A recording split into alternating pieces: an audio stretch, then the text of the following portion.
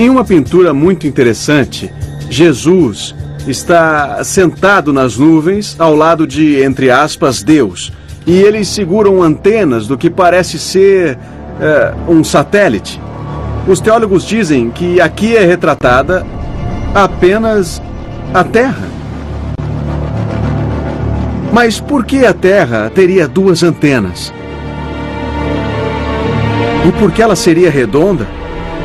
Afinal, o ponto de vista dominante na época era de que a Terra era plana.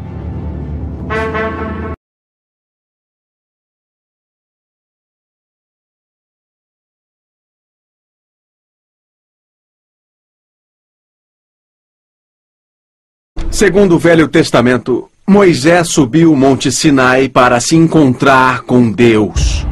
E eu cito a passagem: e eles viram o Deus de Israel. Mas fica ainda melhor. Moisés descreve a terra vista do espaço exterior.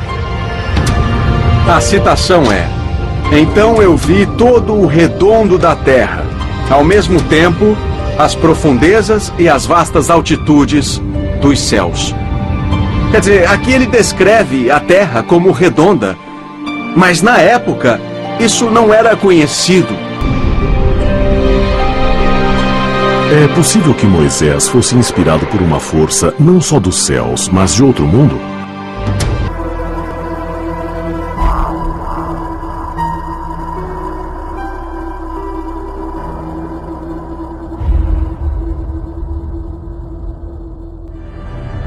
João, capítulo 8. Jesus disse outra vez: Vocês são daqui de baixo, e eu sou lá de cima. Vocês são deste mundo, mas eu não sou deste mundo.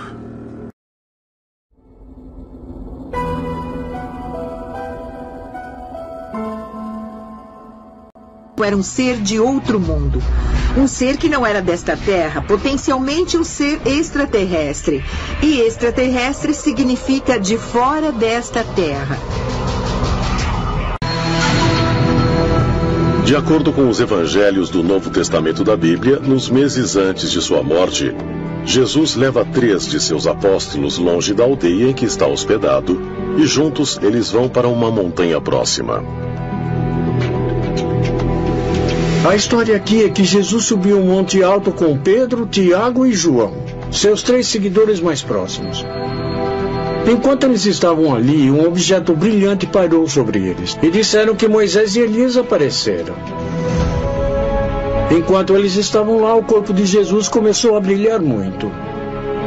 E quando eles terminaram essa visita, eles desceram a montanha, e Jesus disse aos discípulos para não contarem a ninguém sobre isso, só depois da sua crucificação e ressurreição. Isso me diz que talvez o corpo de Jesus passou por algum tipo de transformação, que mudou o seu corpo de modo que, quando ele ressuscitou dos mortos, seria um corpo que nunca iria morrer de novo. Segundo a Bíblia, se passaram vários meses após esse incidente até as autoridades romanas prenderem Jesus e o matarem através da crucificação. Sabemos que após a crucificação na sexta-feira à noite, ele é colocado em uma tumba. No domingo, quando Maria Madalena e as outras mulheres vêm para ungir seu corpo, a tumba está vazia. A pedra tinha sido retirada e seus panos de sepultamento foi tudo que restou. Apesar de dizerem que Jesus se elevou para um reino celestial, está escrito que ele se elevou corporalmente, com base também em eventos que ocorreram logo após a ressurreição, que indicam que ele pode ter tido uma origem extraterrestre. No Evangelho de Mateus, no capítulo 28, diz: um anjo de Deus desceu do céu, rolou a pedra, se sentou sobre ela, e sua roupa era branca e brilhante. Então, temos um relato de um ser que esteve lá. Isso significa que poderes de outro mundo estavam envolvidos na ressurreição de Jesus. Quando as pessoas vêm para a tumba, elas encontram a tumba vazia. Eles descrevem em 2 evangelhos os jovens rapazes com roupas que estavam brilhando, e parece com encontros extraterrestres dos dias de hoje, onde vemos seres de luz. Então eles dizem: por que vocês estão procurando o vivo nos mortos? Jesus se foi, como ele disse que aconteceria. Será que os extraterrestres podem ter as respostas finais para a vida, a morte e a ressurreição? E se for assim, será que a humanidade já possui esses segredos? De acordo com a Igreja Católica, é um mistério que os humanos não conseguem entender. Mas alguns acreditam que, em vez de uma transformação física, Jesus é ressuscitado metafisicamente durante a missa. E que Jesus era, e ainda é, um ser avançado que pode se mover de uma dimensão para outra. Como prova, eles citam o que Jesus disse aos seus seguidores sobre o poder de se reunirem em grupos para invocar o seu nome. Cristo disse: onde 2 ou mais estiverem reunidos em meu nome, eu estarei lá também. Conforme as crenças mais difundidas, o retorno de Deus seguirá uma série de eventos que incluem o Armagedon, a aniquilação de todas as criaturas, a ressurreição dos mortos e a volta de todas as almas a seus corpos físicos. O dia do juízo será o dia em que cada homem e cada mulher será responsabilizado por suas palavras e por seus atos feitos em vida na terra, em que Deus julgará as almas dos vivos e dos mortos por tudo o que fizeram neste planeta.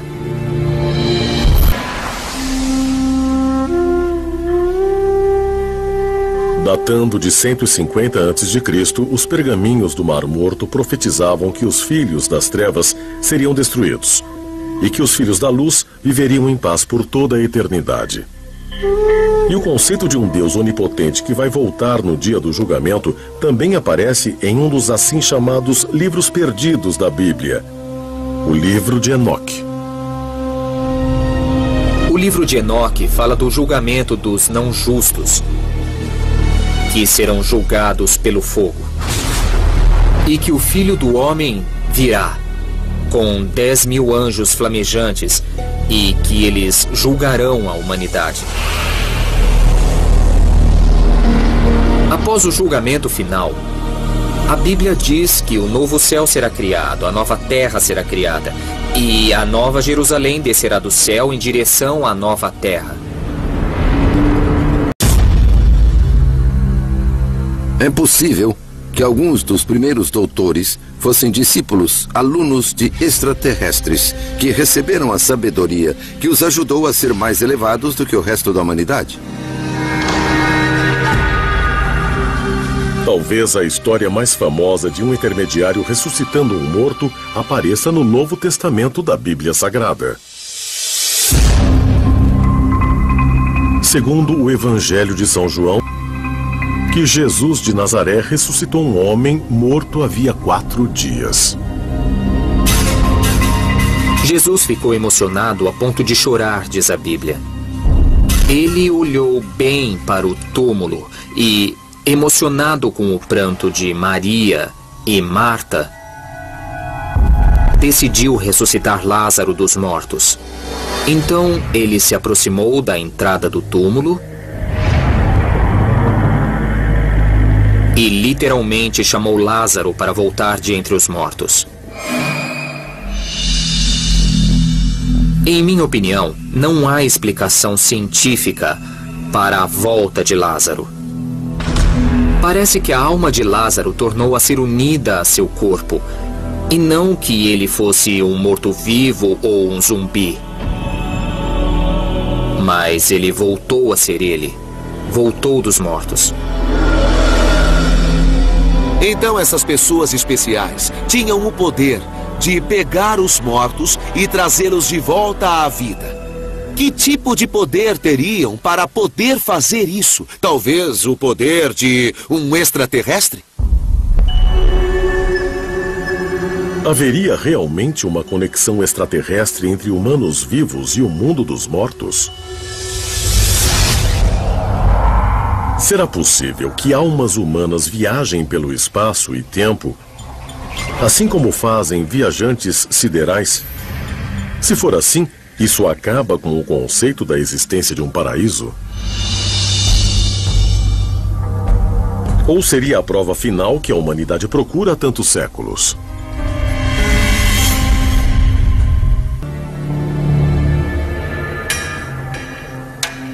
Os cristãos acreditam que Jesus seja o Filho de Deus e que ele voltará para a terra no dia do juízo para julgar todas as almas, tanto dos vivos quanto dos mortos.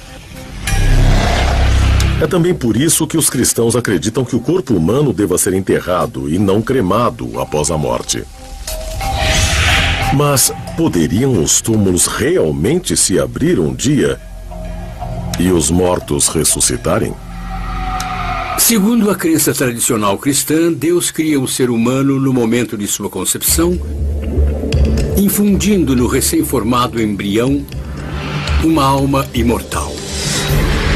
E essa fusão de matéria-prima e alma é que faz o ser humano. Por isso, no dia do juízo, tem de haver a ressurreição dos mortos para que os humanos sejam restaurados em sua unidade original de corpo e alma combinados. No dia do juízo final, vamos ver que as almas dos mortos serão reunidas a seus corpos físicos, que serão reerguidos dos mortos e reconstituídos mesmo geneticamente pelo próprio Deus.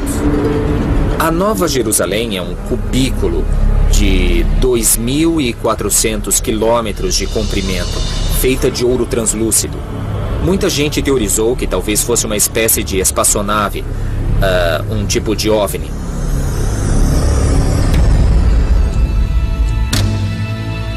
Mas haveria uma origem alienígena ou extraterrestre para as histórias bíblicas do julgamento final? Há alguns milhares de anos, os extraterrestres vieram e criaram a primeira humanidade por uma mutação artificial. E é claro, um dia eles voltarão. E claro, o julgamento será... astronautas que nos criaram. E todos voltaremos às estrelas. E se for assim, isso realmente corresponde à noção de que nossa existência não acaba com a morte? E haverá um mundo entre a vida e a morte? Um que leve a um plano, talvez, extraterrestre? Esse é o aspecto radical da coisa, algo totalmente novo. No mundo grego havia um conceito de alma, não só como imortal, mas que reencarna perpetuamente. O que empolga é que há muitas evidências apontando para a realidade da alma. Em outras palavras, parece haver em nós uma parte espiritual, sobrenatural, não física, que transcende e sobrevive à morte e que prossegue e vive para sempre. Serão esses relatos de experiências de quase morte prova de vida após a morte? Tem nomes como Belzebu, Asmodeus, Maluk e Mammon. E se dedicam a corromper as almas da humanidade. Nas culturas globais, nós encontramos referências constantes para esses seres celestiais gigantes que vieram à Terra, iniciaram ou instruíram a humanidade. O próprio Satanás é considerado um serafim, o que significa serpentes voadoras ou serpentes de fogo. Mas ainda, a palavra serafim tem o significado de serpente, e refaíta quer dizer gigante. Quem ou o que é Satanás? Ele é um demônio, o diabo, a personificação do mal? Ou ele era de fato um ser extraterrestre benevolente, que roubou a tecnologia dos seres alienígenas em um esforço para tirar o homem primitivo das trevas e da ignorância? Se sim, então por que Satanás se tornou uma força para o mal? Será que ele pretende punir a humanidade por se aliar com o nosso Criador contra ele? Talvez ele esteja nos testando, usando a tecnologia alienígena para modificar o comportamento humano de uma maneira que ainda precisamos entender.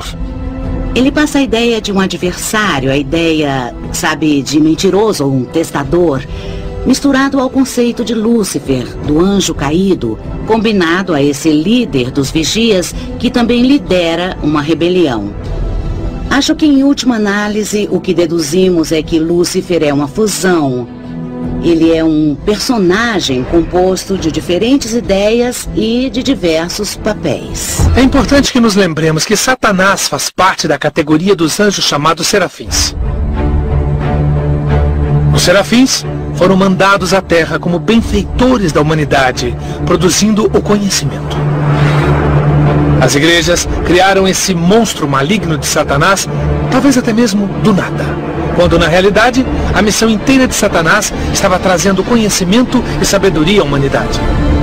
E na verdade estavam se preocupando com a humanidade e não loucos para acabar com os humanos. Nesse sentido, Satanás não é um cara tão ruim. Não dá para ter a luz sem a escuridão. Não se pode ter o certo sem o errado.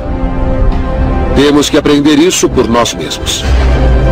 E por fim, através das escolhas entre o certo e o errado, nós crescemos e nos tornamos o que somos.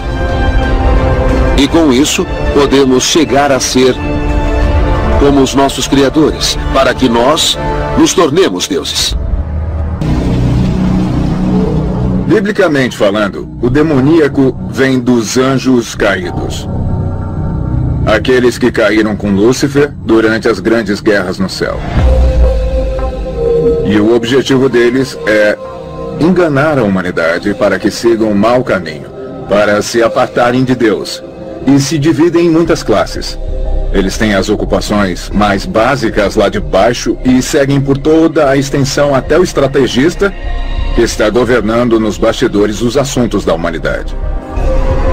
Essencialmente, dá para imaginar uma estrutura militar, com os generais, oficiais, agentes particulares. Há 9 níveis, que são anjos caídos de várias posições. Os de baixo servindo os de cima e, por fim, obedecendo Satanás. Por definição, anjos são de outro mundo. Anjos são extraterrestres. Não são deste planeta. Assim, por definição, ETs e anjos são a mesma coisa. Nossa concepção moderna de ET mudou, mas há milhares e milhares de anos, quando os anjos viviam entre nós, nossos ancestrais não os chamavam de ETs, eles os chamavam de anjos e sabiam que não eram deste mundo, não eram deste planeta. Anjos. De acordo com uma pesquisa realizada em 2010, quase 70% dos americanos acreditam em anjos. Mas o que são eles? Enviados alados de Deus, como descritos na Bíblia? Existem sorridentes querubins nos observando em nuvens ao sabor do vento? Ou seria algo muito, muito maior? O conceito do que é um anjo, obviamente, é bem conhecido, ainda mais na cultura americana. E também existe nas culturas latina, grega e babilônica. Quando pensamos em anjos, imediatamente lembramos da Bíblia. Mas em textos da internet e em livros, descobrimos que as pessoas recebem visitas de anjos todos os dias. No livro do Gênesis, os anjos são descritos como seres divinos enviados à Terra como mensageiros de Deus. Havia o desejo de que Deus interagisse com os seres humanos, mas não parecia digno que Deus agisse diretamente, então ele enviou seus mensageiros. Mas será que os chamados mensageiros de Deus desempenhavam outra função? Uma não tão benevolente ou benigna? Segundo o livro de Enoque, o texto bíblico perdido e redescoberto entre os pergaminhos do Mar Morto no final dos anos 40, os primeiros anjos a chegarem à Terra foram os anjos caídos.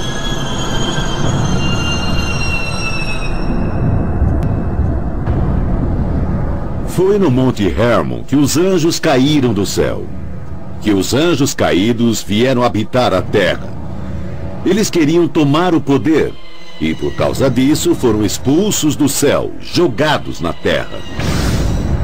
Agora, para mim, parece mais um caso de rebelião em que os extraterrestres vieram para a Terra, houve um desentendimento e eles se dividiram em duas facções diferentes. O grupo que decidiu se separar é aquele a quem hoje nos referimos como anjos caídos. Enoque acreditava em anjos caídos e em visitas divinas, mas tudo que ele diz em suas escrituras parece lembrar, para mim, visitas extraterrestres. A nave que ele viu, a montanha em que ela pousou e o jeito que eles o conduziram e contaram coisas.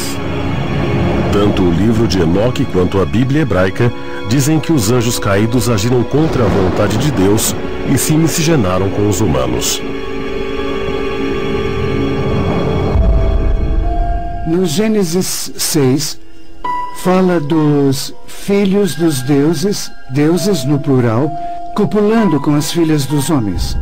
E há uma certa conotação maligna nisso. Como os anjos podem fazer sexo? Enoque descreve o ato. Alguns extraterrestres ficaram na Terra, tiveram relações sexuais com nossas mulheres, e isso está escrito no livro de Enoque. Não é invenção minha. Enoque nunca os chamou de deuses, mas de guardiões do céu ou vigilantes.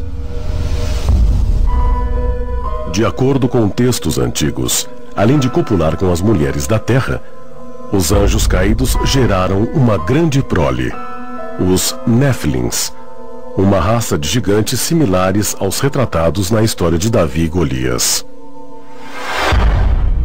Mas estudiosos da antiguidade sugerem que o uso do termo gigantes é equivocado e teorizam que a palavra não se refere à estatura física dos Néfilins, mas aos seus poderes sobrenaturais. Eles eram gigantes? Ou essa é a palavra errada e a palavra certa deveria ser extraterrestres? A maioria dos humanos na Terra e no decorrer da história acreditam que seres sobrenaturais são na realidade agentes. Eles estão fazendo essas coisas neste mundo, ou diretamente para nós, ou indiretamente. E, além disso, eles também estão enfrentando uma batalha ou uma luta e usando nós humanos como agentes, como procuradores, se assim podemos dizer, para lutar nesta batalha. Existe, obviamente, o mal e o bem no mundo. Eu acho que quando você estuda todas as evidências dos OVNI, você vai encontrar por trás disso entidades que foram acusadas de causar as trevas. As guerras, o sofrimento, tudo isso foi realizado por grandes entidades extraterrenas. Eram chamados de deuses na Mesopotâmia e também no Egito. E depois isso se transformou em anjos e forças de Satã. Hoje nós os chamamos de extraterrestres, mas é de fato a mesma coisa. Eu não tenho nenhuma dúvida de que o bem e o mal permeiam todo o universo. O bem e o mal, yin e yang, positivo e negativo, existem por todo o universo conhecido e desconhecido. E o bem e o mal, na minha opinião, também se aplicam aos próprios extraterrestres. De onde eles vieram? O que eles queriam? E se eles realmente eram seres mais inteligentes, talvez tivessem planos diferentes. Mas pode ser que exista algo lá fora, algum tipo de aliado, de hominídeos em desenvolvimento. E nós fomos o maior modelo deles.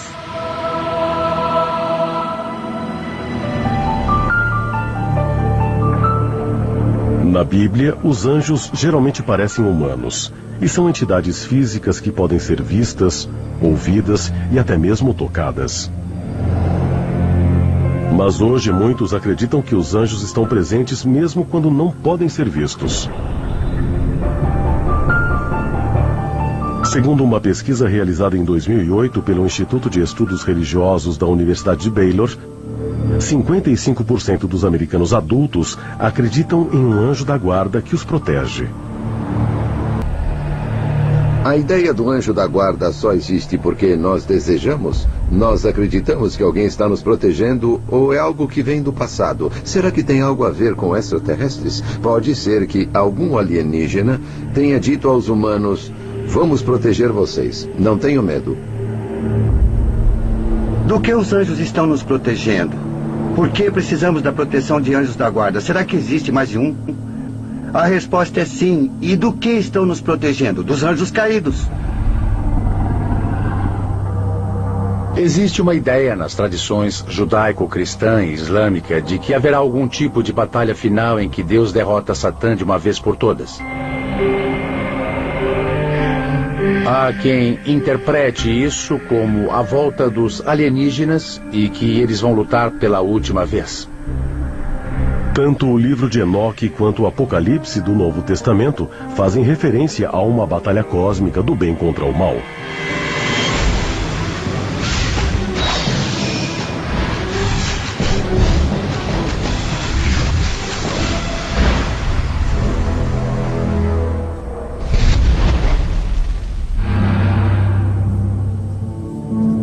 Outras histórias bíblicas apresentam registros de anjos com poderes extraordinários. Anjos que, além de guardiões, interferem nos assuntos humanos. Mas quem são esses guerreiros celestiais? O Ato dos Apóstolos do Novo Testamento narra a história de São Pedro, aprisionado em Jerusalém pelo rei Herodes em 44 d.C. Pedro estava dormindo entre dois soldados quando um anjo atravessou a parede. Mas ele era um ser físico, pois encostou em Pedro, depois pediu para que ele se levantasse e o acompanhasse. Ele tirou as correntes de Pedro e disse: "Venha comigo."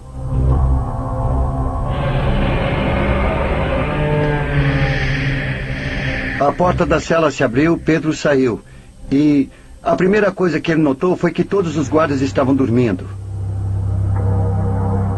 Os dois saíram para o pátio. O imenso portão da prisão abriu sozinho. Pedro saiu e ganhou a liberdade. O anjo andou mais um pouco ao seu lado e sumiu. Seria a libertação de São Pedro um encontro alienígena?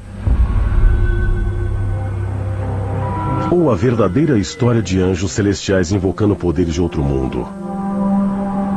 Muitas vezes as pessoas relatam que esses seres as visitam em seus sonhos. Eles atravessam as paredes, todas as portas estão fechadas, as janelas estão fechadas e de repente elas abrem os olhos e o ser está ali. Há quem diga que esses relatos de visitas de anjos são resultado da imaginação ou projeção. Mas eu os entendo como relatos históricos atuais, porque assim foram apresentados.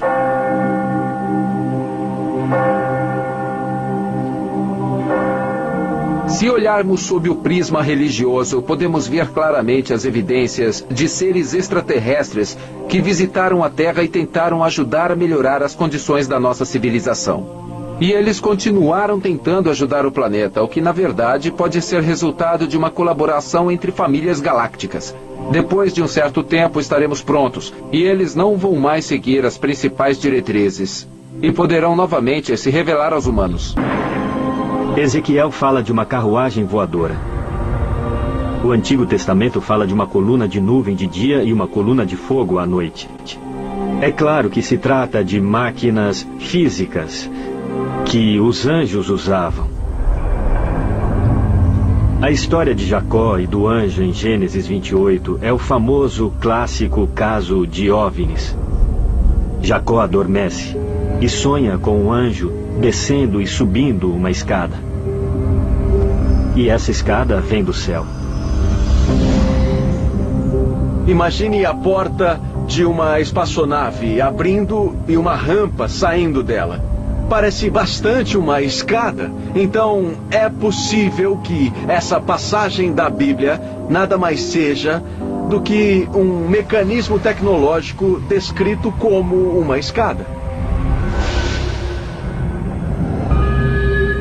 Nossos ancestrais tentaram explicar uma tecnologia alienígena, sugerindo que um visitante de outro planeta era um visitante do céu com asas de pássaro?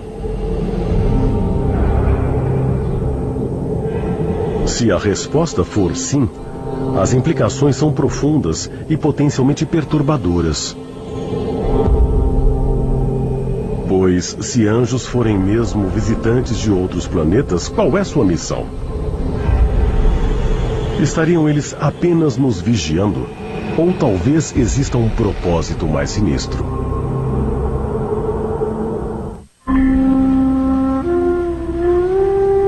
Monte do Templo, Velha Jerusalém.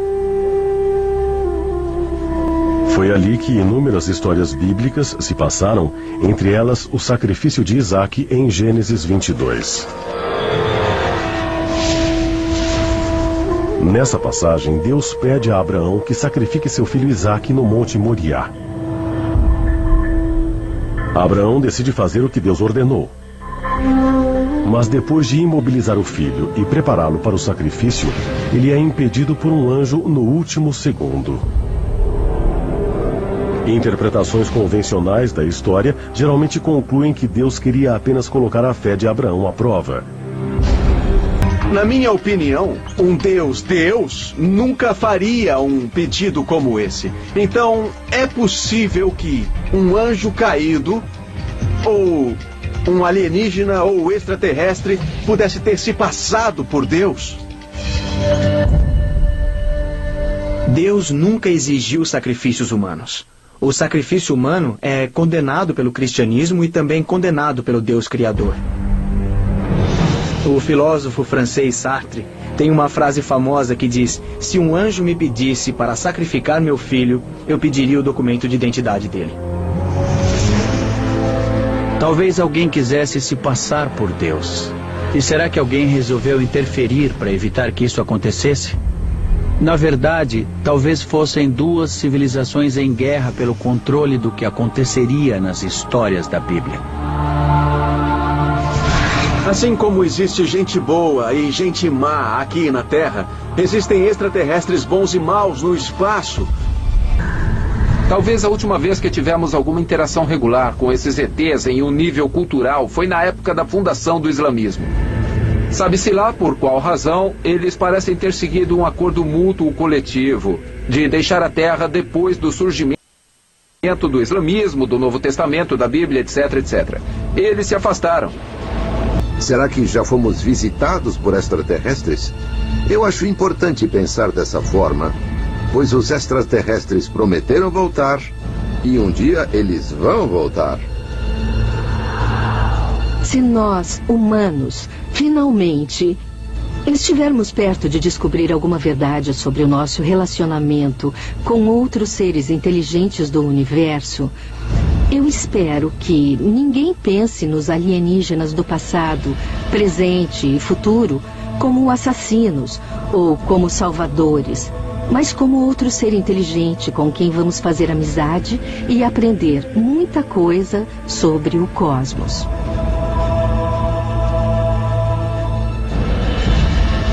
Mas se um dia os chamados anjos se revelarem para nós na forma de extraterrestres, será que vamos aceitá-los?